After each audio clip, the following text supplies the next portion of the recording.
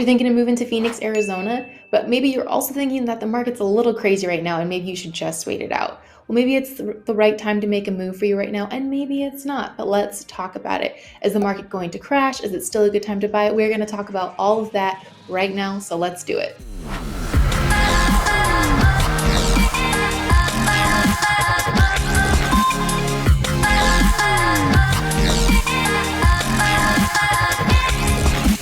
This is your first time to the channel and you want to know everything there is to know about moving to and living in Phoenix, Arizona, then go ahead and subscribe, tap that bell for notifications so you can be the first to know and learn about what is happening in the Phoenix market. My name is Samantha and my team and I help people every single day just like you make their move to the beautiful Phoenix, Arizona area and all the surrounding cities, and we absolutely love it. So if you are thinking of making a move, or if you just have questions and want to learn a little bit more, already tripping over my words in this video, and want to learn a little bit more, then go ahead and reach out, shoot us a text, give us a call, send us an email, hop on a Zoom call with us, connect with us on Instagram, whatever you want to do, reach out to us. All our information is in the description box below. We'd love to hear from you, love to help and answer any questions that you have. So we're going to be talking about the market, what is going on in Phoenix right now, and hopefully give you all the information that you need to be able to make a decision. So first off, let's just talk about a couple of things. Number one is that if you need to buy a house, if you're moving here for a job, for family, for any other reason, and you need to buy a house, it doesn't really matter too much about what the market is doing in that decision, right? You need to make a move regardless of what's happening in the market. So in any market, people are buying home and people are selling homes, and there is a way to make it happen. So don't let the information, if you need to make a move, overwhelm you too much or kind of scare you too much. The market goes up, the market goes down, the market stays the same. That's just the nature of a market. And so don't let it freak you out too much. This information is just to kind of help you understand what's going on. It's not to scare you or freak you out. If you need to make a move, we can still make it happen in any market. And the other thing is that this video is not to scare you into making a decision one way or the other. I am not trying to convince you to buy a home or not buy a home. My goal is just to provide all the information that you need to be able to answer your questions so you can make an informed decision about whether or not it's going to be the right move for you right now. And if this video doesn't have enough information for you, if you still have questions at the end, reach out. That's what we're here for, is to answer those questions and help you figure all this out. So we're not trying to convince you one way or the other what to do. I just want to provide all the information so that you have it so you can kind of use it to make a decision moving forward. All right, so with that, let's jump in. I'm actually going to share my screen with you. We're going to go through a bunch of different articles, a ton of different stats and information just to kind of help you understand what's happening here in the Phoenix market. All right, let's take a look at a couple of these articles. So we just want to jump in to help you kind of understand what is happening with the market right now. So here's kind of a quick glimpse of the Phoenix housing market. So when it comes to actual home values, Phoenix is kind of leading the nation actually. So there was a 29.5% increase in the value of homes here in the greater Phoenix area over the past 12 months. That is a crazy amount of appreciation. So if you happen to own a home in Phoenix right now, it is an amazing time. But in addition to that, what I wanted to show you, in addition to all of this, so the median home price is going up. So affordability, as the home prices continue to go up and up and up here, the affordability of homes is starting to go down a little bit, but the median home value also increased by 25.2%. Something else I wanted to show you in this article is also rents. Rents are definitely going to continue to increase. They actually jumped 25% in just a year. So in addition to home values going up here in the Phoenix area, rents have become incredibly expensive here as well. Now, in some cases, renting is going to be cheaper than a mortgage. It's going to depend on the rates, how much home you're going to buy, what your financial and credit situation is looking like. So renting versus buying is really going to be a matter of what your goals are, what your situation is, and what you want to do. But rents are continuing to be very, very expensive here in the Phoenix area, and they are just continuing to go up. But of course, also something that is happening right now is interest rates are increasing as well. Right now, they are in the high fives, 5.75, almost in the 6. So when you see this video, they might already be in the 6 range. So just kind of be aware that interest rates are going up. And when interest rates go up, your buying power goes down. So for example, if you could afford a home that was $500,000, and this happened with one of the clients that we were helping, they decided that they wanted to wait They waited a year, and during that year, rates continued to go up, and the amount of home that they could buy went from $500,000 down to $400,000 because of how much the rates went up during that time they had waited. Now, ultimately, they decided waiting was not a great move, and they wish they could go back and change time. We ended up finding them a house after all, but when rates go up, your buying power does decrease. So that's something to be aware of as well. So rental properties are going to be very, very popular. Rental properties are already incredibly popular right now in the Phoenix area. Actually, there are a ton of builders who are building massive communities that are just rental homes. They look exactly like homes you would buy. It's all single family homes, but they are rentals. So if people want to kind of have that house living situation, but they don't want to buy it, they want to rent, but they don't want to live in an apartment, that can be a great option for them. That is huge. There are several investors out here that are planning massive rental home communities that are being built right now, and already several that have been built. So rental properties are very big. If you are an investor looking to invest in the area, I've worked with several bigger company investors, but also kind of individual investors as well, whether they live here or not. Some live in California, some actually live here, some live in New York, Chicago, Washington. So if you are interested in getting into the rental market here, whether it's long-term rentals or short-term rentals, Airbnbs here are huge. It's a huge part of the market. That can definitely be a great option for you if you are thinking about that. So this is just another graph just to kind of show you when we were talking about how Arizona home prices were some of the best in the country. So if you can kind of see, I don't know if you can tell the color difference, but green is Tucson and blue is Phoenix. So just to show you how much home prices have increased, it's insane. Like they have gone up so much. But here is actually a graph showing Arizona versus the United States. So this dark blue one down here is the U.S. Home values, how much they have gone up in the past years, but then also looking at Arizona. Look how much Arizona has outranked the U.S. as a whole. The home values here have just really skyrocketed in the past couple of years. So if you own a home here, that is great news for you. If you don't, owning one will be great news for you moving forward because the market is continuing to stay strong at the moment. So that just kind of indicates a little bit of what home prices in Arizona are doing versus the US. Then also this, I want to show you really quickly. We're talking about the market staying strong in new buildings. So a huge part of why the market has been so incredibly competitive to Arizona is we have a lot of people moving here. There's about 300 people moving to Arizona every single day from all over the country, and in some cases from different parts of the world. Actually, a lot of Canadians like to buy homes here. I work with a lot of people who are coming from Canada, whether they're permanently moving here or just buying second homes here in Arizona. They love the sunshine and getting away from those crazy brutal winters in Canada. But a huge part of why we have had such a competitive market is the supply of houses has just not been able to keep up with the demand. There has been so much demand for housing, both rentals and homes to buy, and there's just not enough homes to go around here in the Arizona area. So you have builders building like crazy, but they just can't keep up. And so when you have more supply than demand, that's when home prices go up. That's why things are getting so competitive. You're going to see multiple offers on homes, bidding wars, all of that. So it is slowly starting to taper off a little bit. We're not seeing home values shoot up as much. They are still going up kind of slow but steady, but they're not kind of racing up 30 or 40% every single month or anything like that right now.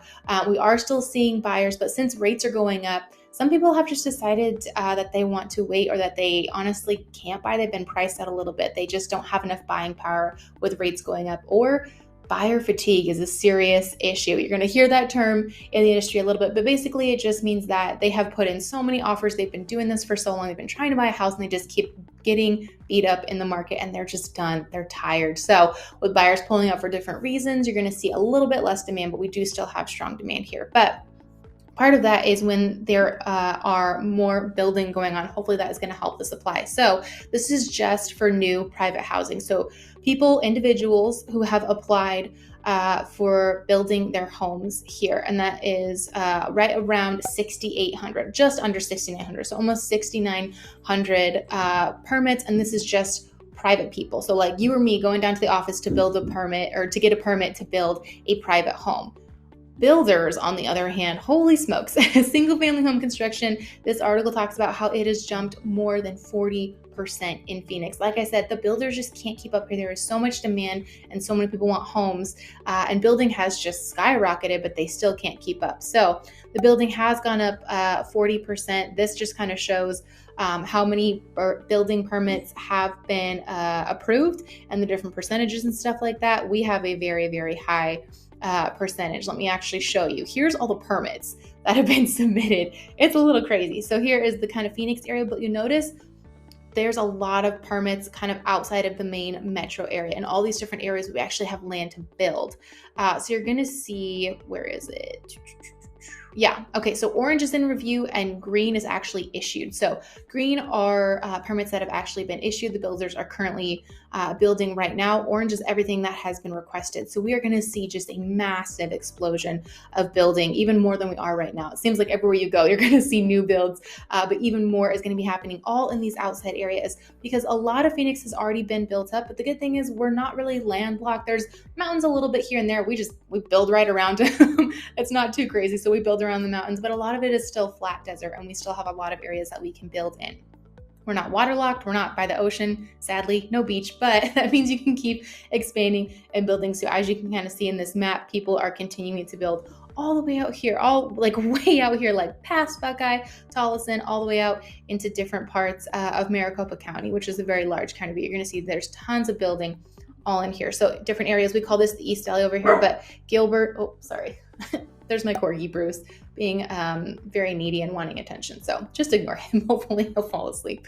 So like Gilbert, Mesa, Chandler in this area, Apache Junction all the way over here, lots of open land and availability to build. Up in Cave Creek and New River, even north of that, over in here, and then all the way up along the highway over here.